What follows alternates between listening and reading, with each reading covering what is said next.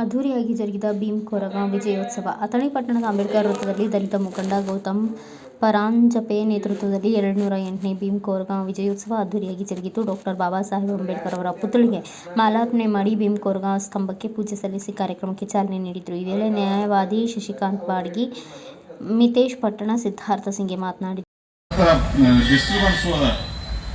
ಕೊರೆಗಾಂವ್ ಕದನದ ಬಗ್ಗೆ ಸಾಮಾಜಿಕ ಹಿನ್ನೆಲೆ, ಸಾಮಾಜಿಕ ಆ ಘಟನೆಗೆ ಕಾರಣ ಆಗ್ತಕ್ಕಂಥದ್ದು ಹೇಳ್ತಕ್ಕಂಥದ್ದು ಅದು 4 ಗಾಡಿ ಒಳಗೆ ಇರಬೇಕಾದ ಜನ ಎಷ್ಟು ಸೇರುವಾಗ ಹಿಂಗೆ ಡಿಸ್ಟರ್ಬೆನ್ಸ್ ಹೇಳಿಸ್ಕೊಟ್ರೆ ಅದು ಅಷ್ಟು ಇದು ಆಗೋದಿಲ್ಲ. ಕೊರೆಗಾಂವ್ ಕದನ ಆಗಿತ್ತು ಅಂದ್ರೆ ಜಗತ್ತಿನಾಗ ಯುದ್ಧಗಳು ಹೆಣ್ಣಿಗಾಗಿ ಇದಾವ, ಮಣ್ಣಿಗಾಗಿ ಆಗಿದಾವ, ಆಸ್ತಿಗಾಗಿ ಆಗಿದಾವ, ಅನೇಕ ಸಂದರ್ಭದಲ್ಲಿ ಅನೇಕ ಸಲ ಆಗಿದಾವೆ. ಆದರೆ ಸ್ವಾಭಿಮಾನಕ್ಕಾಗಿ ಜಗತ್ತಿನೊಳಗೆ ಎಲ್ಲರ ಯುದ್ಧ ನಡೆದಿತ್ತು ಅಂದ್ರೆ ಅದು ಕೊರೆಗಾಂವ್ದಾಗ.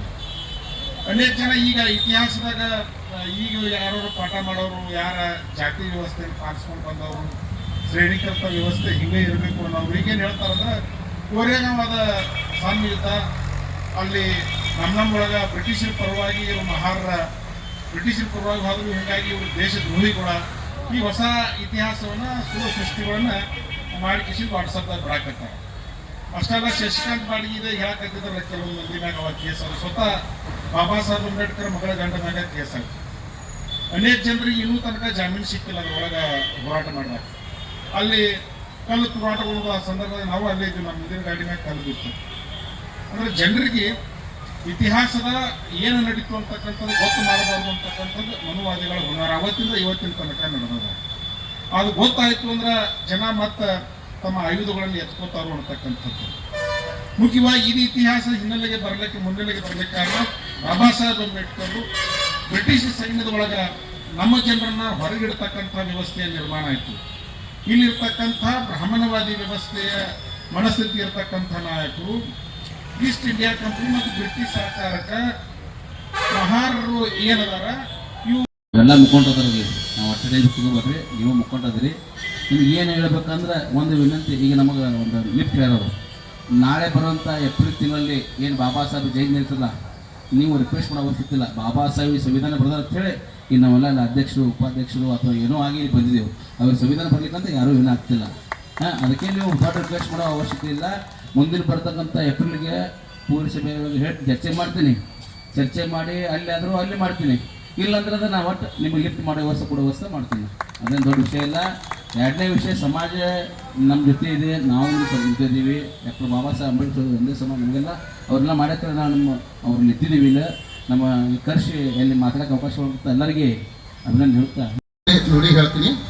ಯಾಕಂದ್ರೆ 1818ರಲ್ಲಿ ನಮ್ಮ ದೇಶದಲ್ಲಿ ರಾಜ್ಯ ವ್ಯವಸ್ಥೆ ಜಾರಿಯಲ್ಲಿತ್ತು. ಅದೇ ರೀತಿ ಪೇಶ್ವೆ ಆಡಳಿತ ಮತ್ತು ಕೆಲವೊಂದು ಮೊಘಲರ ಆಡಳಿತ, 3ನೇ ಆಂಗ್ಲೋ ಮಹಾಯುದ್ಧದೊಳಗೆ ಈ ಪೇಶ್ವೆಗಳಿಗೆ ಮತ್ತು ಈ ಮರಾಠ ಪೇಶ್ವೆಗಳಿಗೆ ಮತ್ತು ಆಂಗ್ಲೋ ಯುದ್ಧದೊಳಗೆ ನಡೆದಂಥ ಘಟನೆಗಳಿವೆ. 3ನೇ ಮಹಾಯುದ್ಧ 1817ರಿಂದ 1818 ತನಕ ನಡೀತು. ಆ 1818 ತನಕ ಏನು ಯುದ್ಧ ನಡೀತಿಲ್ಲ, ಅವಾಗ ಮಹಾರ ಸೈನ್ಯ, ಪೇಶ್ವೆಗಳ ಸೈನ್ಯ ಎಷ್ಟಿತ್ತಪ್ಪ ಅಂತಂದ್ರೆ 28,000 ಅವರ ಸೈನಿಕರಿದ್ರು. ಆದ್ರೆ ಇಂಡಿಯಾ ಆಂಗ್ಲೋ ಅಂದ್ರೆ ಇಂಡಿಯನ್ ಸೇರಿಸಿಕೊಂಡಂತ ಆಂಗ್ಲೋ ಸೈನ್ಯ ಅಂದ್ರೆ ಇದ್ರಾಗ ಹೆಚ್ಚಿನ ಸಂಖ್ಯೆಯಲ್ಲಿ ಮಹಾರಿದ್ರು. ಮಹಾರ್ ಜನಾಂಗ ಅಂದ್ರೆ ಏನೇನೈತಿ, ಅಸ್ಪೃಶ್ಯತೆಯನ್ನ ಪೇಶ್ವೆಗಳಿಗೆ ಆಡಳಿತ ಈ ಯುದ್ಧಕ್ಕೆ ಅಣಿಯಾಗಿದ್ರು. ಯಾಕಂದ್ರ ಒಂದು 500ರಿಂದ 700 ಜನಾಂಗ ಇರುವಂತ ಇದು ಮಹಾರ್ ಸೈನ್ಯ, ಇದು ಆಂಗ್ಲೋ ಸೈನ್ಯ. ಅಂದ್ರೆ ಇದು ಬ್ರಿಟಿಷರ ಸೈನ್ಯ ವಿತ್ ಆಂಗ್ಲೋ ಮಹಾರನ್ನು ಒಳಗೊಂಡಂತ ಸೈನ್ಯ. ಇವರು ಪೇಶ್ವೆಗಳು 2ನೇ ಬಾಜಿರಾವ್ ಏನು ಯುದ್ಧ ಮಾಡಕತ್ತಲ್ಲ, 2ನೇ ಬಾಜಿರಾವ್ ವಿರೋಧ ಇವರು ಯುದ್ಧ ಮಾಡಿದ್ರು. ಅದರಲ್ಲಿ ಹೆಚ್ಚಿನ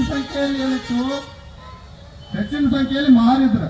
ಆ ಮಹಾರ ಜನಾಂಗ ಏನೈತಿ, ಈ ಅಸ್ಪೃಶ್ಯತೆಗೆ ಬೇಸತ್ತು, ಊರ ಹೊರಗೆ ಇರೋದನ್ನ ಬೇಸತ್ತು ಅವರು ಏನಾದ್ರು ಸ್ವತಃ ಪೇಶ್ವೆಗಳ ವಿರುದ್ಧ ಯುದ್ಧ ಹೋರಾಡಬೇಕನ್ನೋದು ಸಾವು ಮರಣದ ಒಂದು ರೋಷದಿಂದ ಹೋರಾಡಿ ಆ ಆಂಗ್ಲೋ ಜನ ಗೆಲ್ತಾರೆ. ಹೇಳ್ತೀನಿ.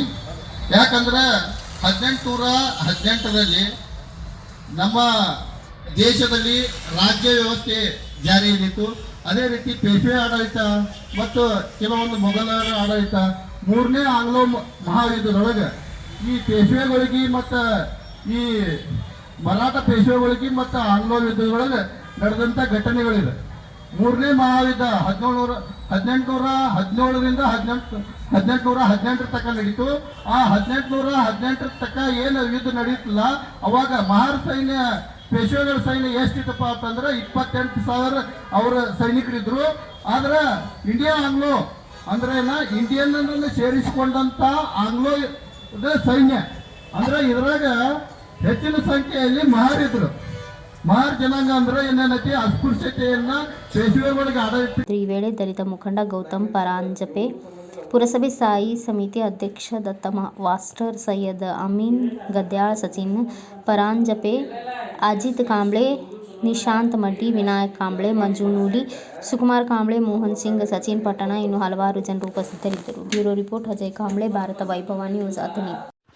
Thanks for watching. Read, discuss and debate with editor Dr. Yan Prashant Rao. Wanted reporters in print, digital and visual media for Bharat Vaibhav Daily Newspaper, BV News 5 Channel and BV Fast Web News from all the talukas of Karnataka, Goa and Maharashtra. If interested, send your resume to 9019229369.